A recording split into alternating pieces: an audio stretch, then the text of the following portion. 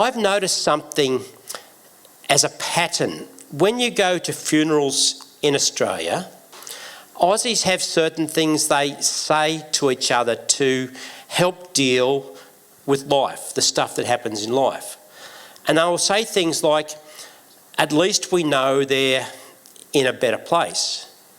Now, that may not be true, but it's what people say. And as Christians who love God and who want to follow Jesus, we also exchange cliches. We repeat things that someone else has said and we say them, and then they gain a life all of their own and a power all of their own. But they may not be true. And if they're not true, they're not helpful. And as a society, the reason that we have swapped God's knowledge for, or put it this way, the reason we have come up with these little cliche things is because we've actually swapped God's knowledge and his guidance for weak human understanding. Imagine if we as Christians could actually see everything that God sees. And we could live with the advantage of that in our life. Wouldn't that be amazing? And yet, that's what he actually has for us, this capacity to see our world through his eyes. I don't know the name of this person. I don't think anyone knows their name. But about 2,500 years ago, they wrote this. And they wrote this before any words of Jesus were ever recorded, before Paul gave us any instructions, when he wrote letters to us as Christians and a whole lot of stuff, before any of that, before the New Testament was ever written, this person wrote something in the Old Testament. And they were like a hostage. They'd been taken captive and they were a prophet, but they weren't in their own nation, Israel. And they were never going to be returned. And they wrote these words in Psalm 119, verse 105. What are verses in Psalm 119? Your word is a lamp to my feet and a light to my path. When I go deer hunting, most of the time I come out of the bush in the dark. And I've discovered that a head torch is really handy. Without it, it's really hard. But when you've got light that you can see where you're going, it makes such a difference. And that's what God has for us in his word. And I just want us to fall in love with God's light that helps us, guides us, directs us. See, because wherever I go, wherever I look, I see people struggling. Good people, just struggling with the stuff in life. And especially in an area that's critical to our life, and that's the area of trust. Paul wrote this in chapter 12 of Romans. He wrote this: do not conform to the pattern of this world, but be transformed by the renewing of your mind. I need a little... Zeke, just come here for a second. Come here. Trust your granddad. Zeke, I want you to say the word joke 10 times. Joke, joke, joke, joke, joke, joke, joke, joke, joke, joke. What do you call the white of an egg? Yolk. See, you were watching a pattern and you were trying to be careful that the pattern didn't catch you. And so you were thinking, I can't say the word joke. It's got to be yolk. But it's, what is it? Do you know what it is? Egg white. Egg white, yeah, albumin, something like that. Yep. But see, you're not the only one thinking that. There was everyone else, he was thinking the same thing, right? And so our brain is really quick at picking up patterns. Like even little kids, before they can read and write, you can play games with them that involve patterns and shapes. And your capacity to trust people is directly influenced by patterns. Patterns in your family of origin. Patterns in personal relationships that you've had with other people.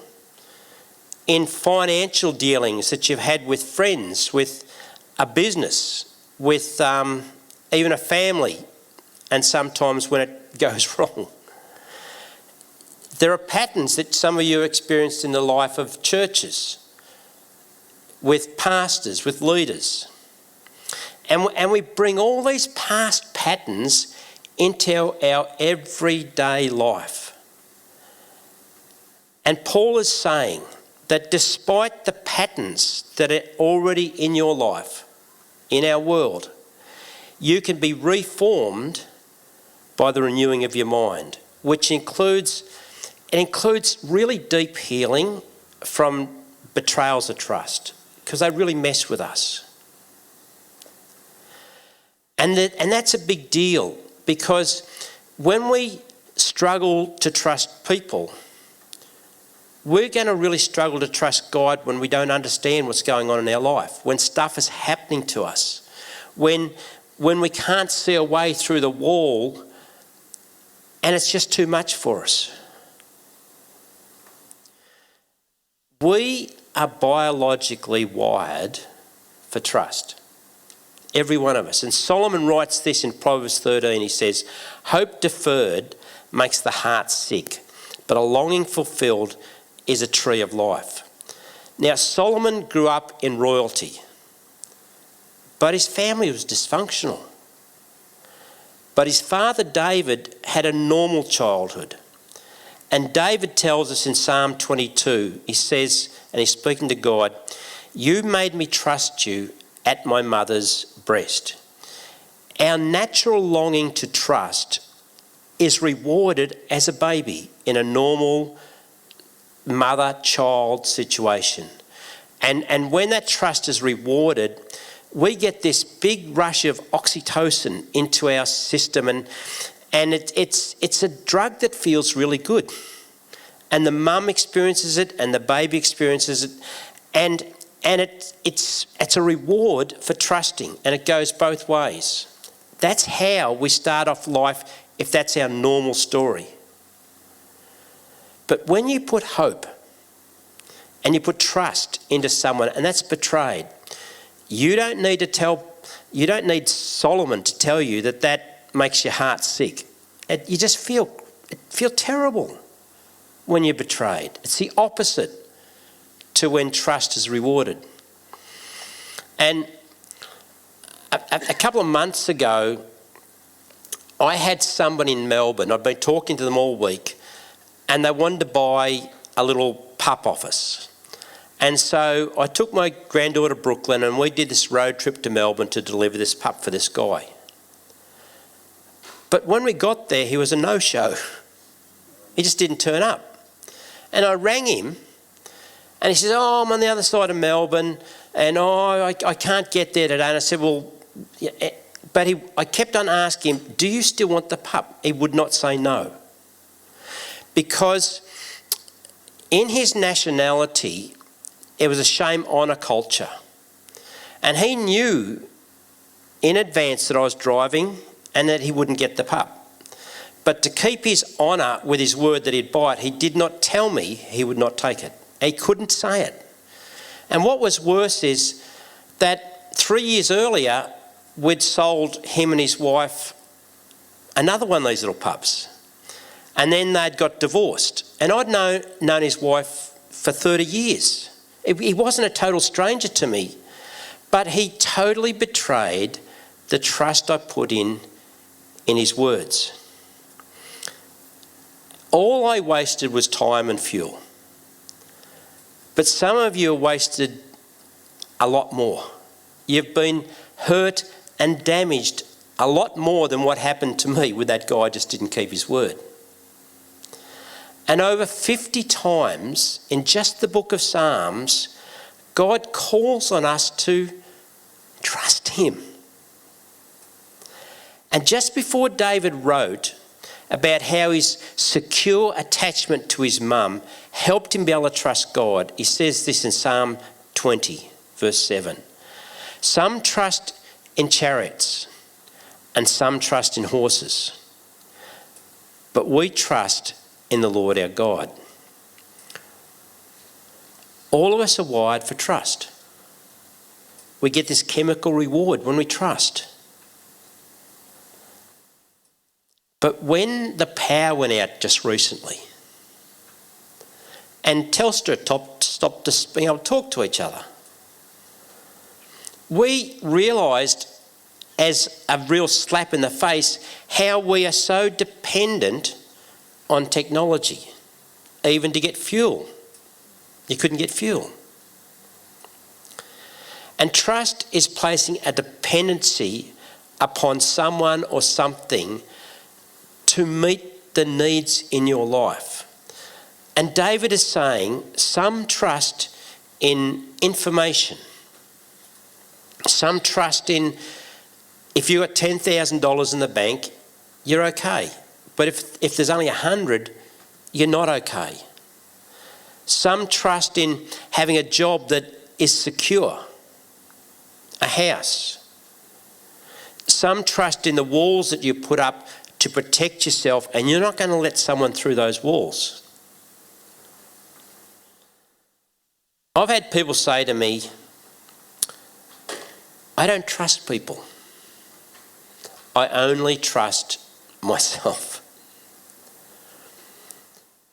And what David is saying is that if we don't put our trust in God, we'll put our trust in something, even if it's just ourselves, which sceptical people can do. People that live isolated can just put their trust in just them. And there are sometimes people on social media that will mock Christians for their belief in a pretend friend, their little invisible friend. And while they are mocking, they're putting their trust in their own opinion. Trust is this central driver to all of life. It's just critical in every part of our life, trust. A few weeks ago, I introduced these 5 essential ingredients, and when they're combined, trust will work. It's almost a guarantee, but not quite. Because people are people. But God is not a people. And you can use these 5 things as a checklist against other people. You can use them towards yourself, whether you actually present as trustworthy to other people, and you can also use them towards God. And in Isaiah 49, this is God talking. He says this, those who hope in me, those who put their trust in me, will not be disappointed. Is that true? See, the Bible is a progressive revelation of God.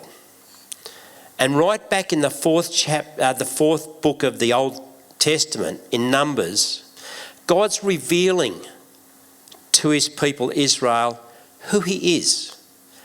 And he says this in chapter 23, verse 19. Because he wants us to know people are people and God is not a people.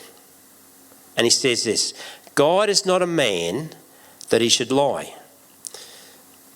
I know some women that would like to comment on that, but I think it includes everyone. Nor a son of man, not a people, that he should change his mind. Does he speak and not act? Does he promise and not fulfill? All of those are the actions of someone that if you put your trust in them, you're going to get burnt. Ow, that hurts. The greater your need in your life in some area, the more vulnerable you are to trusting the wrong people. Let's just imagine for a moment this morning that you're a business owner and you own a bakery and you're on holidays in America and you have staff that bake the bread and all those little goodies, but it's only a small bakery. You have one person that deals with customers, that takes the money, and you have just one person doing that. And while you're on holidays in America, you find out that they have been stealing from your business and you sack them. It's a Friday afternoon and you've got to open for business again Monday morning. You're desperate. How do you find someone to employ to start Monday morning? And a friend contacts you and lets you know that they know someone that works in a bank that's wanting a change. And you talk to them, you get their phone number, and you hire them because your friend tells you that they've been working with money for a long time and they are really trustworthy. And they are. 2 weeks later, you get back and you've lost a whole lot of customers. This person's been working in a bank and they have been trustworthy with money, but they've been in the office part of the bank. They haven't been dealing with people, and they're terrible with people. And they've been obnoxious. And you've lost all these customers. See, you were desperate, and so you trusted them in one area, and you hoped that they would fill in all the blanks, but they weren't trustworthy in the area that you really needed them to be as well. And when we understand these 5 ingredients, I think we might be able to have a slide we can put up and show you what they are. The first one is understanding, but you need all of them. If just one of these 5's missing, you will get burnt and you'll get hurt. And the first one, if you want to trust someone, if you are going to trust them, you need them to understand you, what your needs are, what you're hoping for, what you're expecting. You need them to understand you. But then their motives are got to be for you. They can't have little strings attached in what they do. If they've got an agenda behind it, that will really cause you a lot of hurt. And you'll feel used and let down. And we looked at those 2 a couple of weeks ago. We're going to have a look at the 3rd today. Not very long, but it's ability. And it's being able to do what you need them to do. If they can't do what you need them to do, you can't trust them. And character. And character is a lot more than just being honest and what their track record is. So let's just go back and imagine that you are about to have heart surgery. And you meet your surgeon. And they understand you. They understand how you're worried about the operation. They understand how that you haven't been able to function properly, how you get breathless, and how that this operation will extend your life. And their motive is to help you. It's to save your life. And you feel understood by the surgeon. You feel that they've got really pure motives. And then they say this to you: I can't wait to do your operation. For the last 20 years, I've been operating on ingrown toenails. I've never done a heart operation. I'm not sure what a heart looks like, but this should be fun. I'm going to learn as I should have done some research and done some study, but I'll work it out. I don't know, but I'm not sure that's someone you can trust. Just because they understand you, just because they have the right motives, doesn't mean they have the ability to help you where you need them to be helped.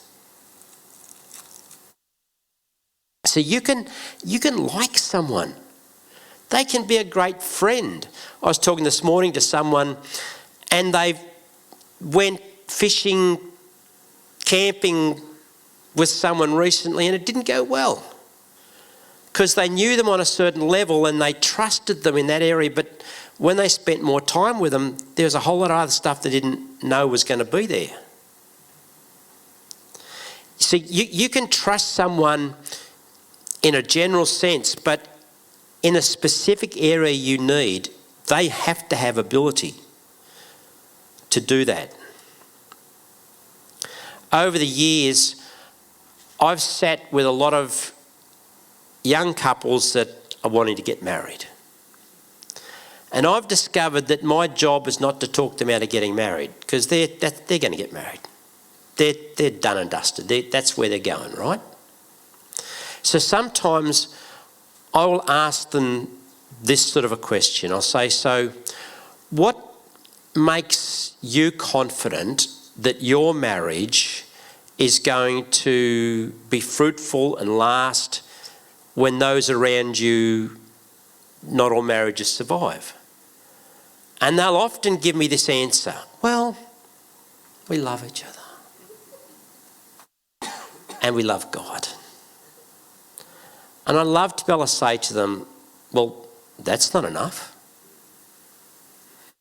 I can show you plenty of people that loved each other and loved God and they're divorced. There has to be something more.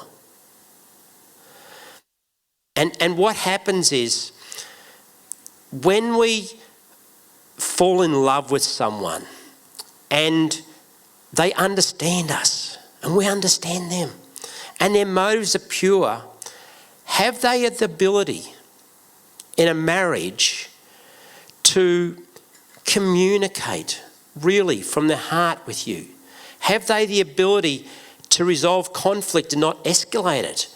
Have they the ability to be resilient under life's pressures and not change their mind, like the book of Numbers talks about what people do?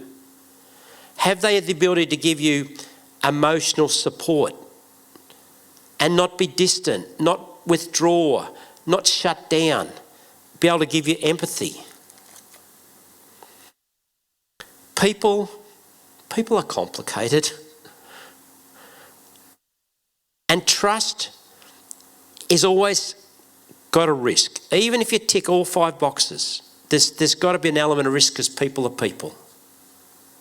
But if you go through these 5 boxes with God, does God understand me? Yes. Is his motives pure towards me? Yes. Does he have the ability to meet all my needs? Yes. What's his character like? What's his track record? We have a Bible full of God's track record with people. God is the only one that will not leave you disappointed when you trust him. We can help ourselves reduce the risk of being hurt by people. But God's the only one, honestly, fully, truly, that we can fully trust. And if we've been hurt through betrayal of trust, he's the only one that can fix us, because he made us. Knowing who to trust and who not to trust and why will have a massive impact on the quality of your life. For better or worse, for richer or for poorer, in sickness and in health, till death do us part. We begin life learning to trust, and that learning continues till we have no breath left in us. Back in the garden, and I'll just finish with this thought. Back in the garden, we broke God's trust in us. And the rest of the Bible is a story of God restoring trust again.